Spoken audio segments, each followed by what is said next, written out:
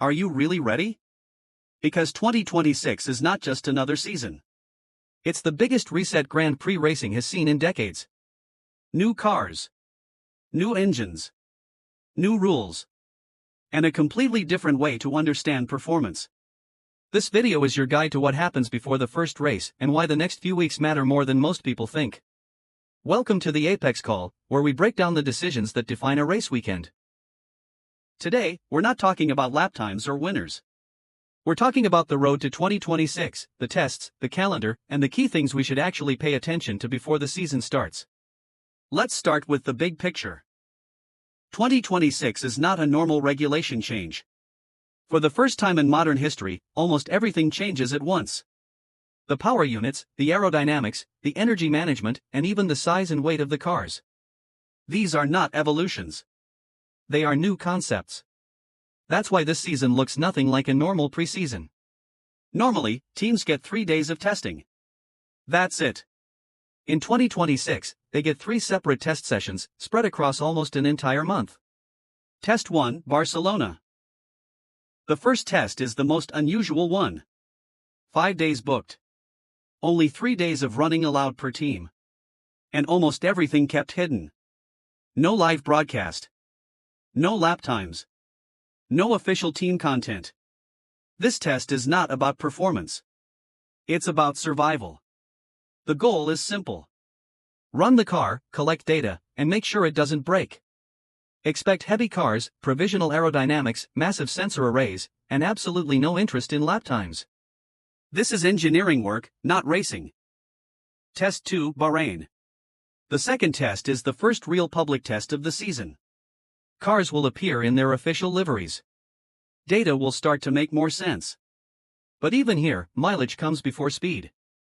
Teams that struggled in Barcelona will focus on reliability. Others may start exploring performance windows. But nobody is showing their full hand yet. Test 3, Bahrain. The final test is the most important one. By now, cars are understood. Systems are stable. And upgrades begin to appear.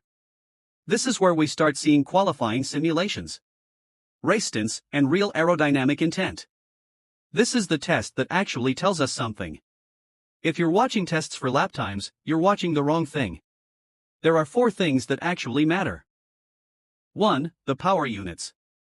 The 2026 power units are a complete rethink. There is no MGUH. Energy deployment works differently. Drivability becomes critical. The key questions are simple. Is power delivery predictable? How much turbo lag is there? And how easy is it to manage energy over a race stint?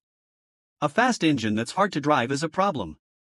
2. Active aerodynamics. This is the biggest technical change.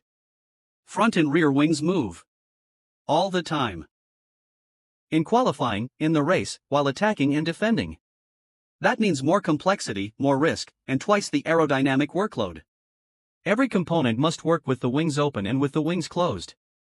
This is both a nightmare and an opportunity for engineers. 3. The tires. The tires remain the same size, but they are narrower. That changes deformation, temperature behavior, and aerodynamic interaction.